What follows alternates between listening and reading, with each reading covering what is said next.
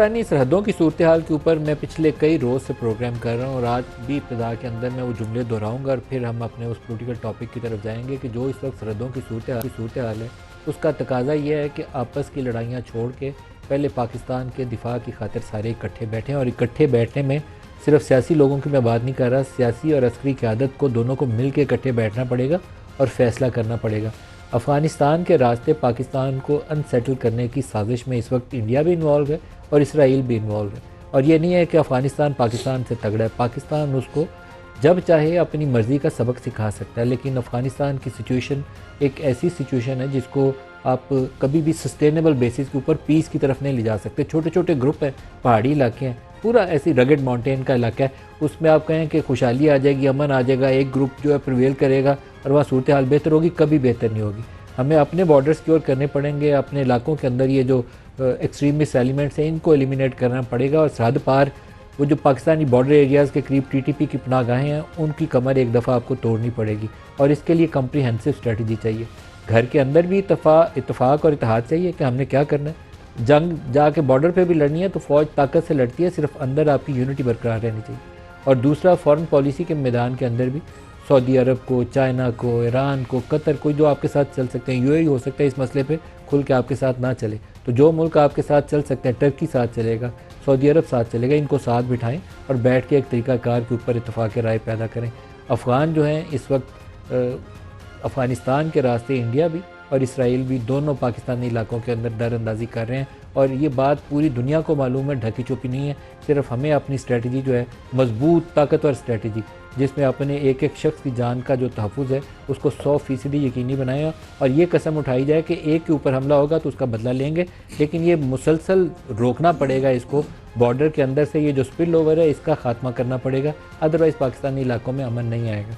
पाकिस्तान के अंदर जो पॉलिटिकल सिचुएशन है वो पाकिस्तान तहरीक इंसाफ के अभी इर्द गिर्द घूमती है।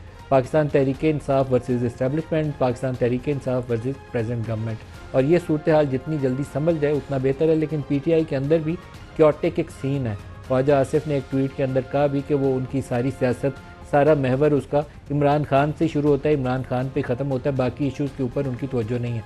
और जब भी कोई भी पॉलिटिकल पार्टी माजी में भी, पीपल्स पार्टी या नून लीग, उन दोनों ने एक एक अदवार देखा है, ये झगड़े वाला, उन अदवार के अंदर उनकी तवज्जो यही रहती है, पूरी पार्टी एक ही गीत गा रही होती है कि वो नवाज शरीफ कैसे बाहर आएंगे, जरदारी साहब 11 साल से जेल में और अभी इमरान खान की बारी है तो इमरान खान के लिए पूरी पार्टी बोलती है।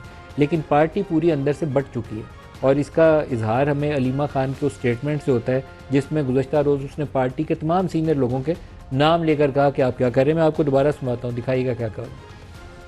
इमरान खान की सेहत के ऊपर हम कुछ नहीं होता देख रहे पीटीआई की तरफ से। हामिद खान किधर है, खोसा साहब किधर है, अली जफर किधर है और गौहर साहब कहाँ है, इधर क्यों नहीं केस के लिए खड़े हुए। इमरान खान ने इस उम्मीद में इतने लॉयर्स को टिकट दिए थे, आज इमरान खान के केस लगाने थे, चीफ मिनिस्टर आ गए, किधर है हमारे सीनियर लॉयर जो टिकट होल्डर्स हैं। पार्टी ने फैसला किया कि जेल के अंदर डॉक्टर भेज दिया जाए। पार्टी फैसला कैसे कर सकती इमरान खान की सेहत के ऊपर? कौन सा इलाज हुआ इमरान खान का? इलाज तो हुआ ही नहीं है, वो सिर्फ मुआयने के लिए गए थे। इमरान खान ने जेल में से मैसेज भेजा, मेरे डॉक्टर्स चेक करें। अब हम पार्टी से पूछते हैं आपने इसके बारे में क्या किया? जब हम एक डिमांड कर रहे थे आप लोगों ने जेल में भेज दिया। अब पार्टी का काम ही नहीं बनता कि इमरान खान की सेहत के ऊपर आइंदा कोई डिस्कशन करें, कोई बात करें हमारी इजाजत के बगैर। पार्टी के अंदर कोई इंटरफेरेंस नहीं है, हमारे भाई की सेहत का सवाल है।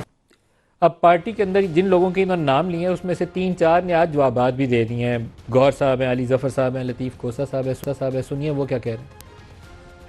हमने फैमिली से कभी कोई चीज नहीं छुपाई, बहनें अपनी जगह, लेकिन क़यादत पे शक न करे। जहाँ तक वो बयान है, मैं समझता हूँ कि अफसोसनाक बात थी। जरूरी नहीं है कि आप किसी के ऊपर उंगलियां उठाएं। हर वकील जो है अपनी पूरी कोशिश कर रहा है। मशावरत तो सुन सकता हूँ लेकिन मुदाखलत नहीं बर्दाश्त होती। हमारे प्रोफेशनलिज्म में ये नहीं होता कि सारे वकील जो है चढ़ के तो खड़े हो जाएं।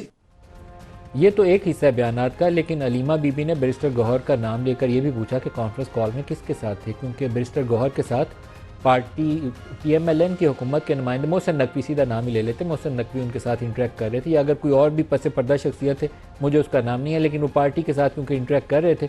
बैरिस्टर गौहर चेयरमैन है पार्टी के, तो उन्हीं के साथ करना चाहिए था। या इमरान खान ने 2 अशखास को, जिनको अचकज़ई साहब को और अलामा साहब को जिम्मेदारी दी है, या उनसे रब्ता हो सकता था। एक्चुअली गौहर साहब अलामा राजा नासिर अब्बास को भी खुद साथ लेकर गए थे पिंड में, क्योंकि शायद अकेला बंदा पार्टी से जाते हुए घबराता है, बाद में फैमिली के ऊपर से जब उंगलियां उठती हैं तो अब वो लोग डिफेंसिव पे हैं, परेशान होते हैं कि क्या करें। तो गौहर साहब से पूछा गया कि बताइए आप कॉन्फ्रेंस कॉल पे किस पे थे। सुनिए अलीमा ने क्या कहा और गौहर साहब ने क्या कहा। हुसैन खुजादा ने कहा कॉन्फ्रेंस कॉल लिया, उसमें पार्टी ने फैसला किया कि जेल के अंदर डॉक्टर भेज दिया जाए। कैसे ये फैसला कर सकते हैं? हमें नहीं पता था कि जेल में जा क्या रहा है, कौन रहा है, क्यों रहा है, हमें कोई इन्फॉर्मेशन नहीं थी। यस, कॉन्फ्रेंस कॉल हमारी हुई थी, हमने सब इनको बताया, मिनट बाय मिनट खबर दी है। मेरे साथ दूसरा बंदा जो कॉन्फ्रेंस कॉल पे था, उन लोगों के अलावा वो सुहेल अफरीदी साहब थे। अब ये इल्ज़ामात दर इल्ज़ामात हैं, बहनों की नीयत पे शक नहीं करना चाहिए। वो उसकी सगी बहनें हैं इमरान खान की, उनसे ज़्यादा दर्द किसी और को हो नहीं सकता, या इमरान खान के बेटों को, बीवी को या बहनों को। सबसे करीबी रिश्ता यही है, अल्लाह ताला ने रिश्ते ऐसे बनाए हैं। उनकी नीयत पे या उनकी कोशिश पे शक नहीं करना चाहिए, बल्कि बहनों को तो ये शाबाश देनी चाहिए कि इतनी मुश्किल हालात में भी रोज़ाना अडियाला के बाहर आके वो तीनों बैठी होती हैं। और वो उनकी उम्र का अगर आप मलहूज़े खातर रखें तो उनके लिए बहुत मुश्किल है कि उम्र के इस हिस्से में सड़कों पे बैठना या धक्के खाना, या कभी ऊपर से वो पानी खोल के वाटर कैनन से उनके ऊपर पानी गिराया जाता है। तो इट्स वेरी पेनफुल थिंग जिससे वो पूरी फैमिली गुजर रही है। लेकिन एक और मैं आपको स्टेटमेंट दिखाना चाहूँगा मोहसिन नकवी साहब का।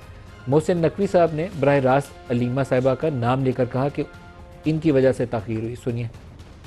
पॉलिटिकल रहनुमाओं ने कहा जी हम मुतमईन हैं।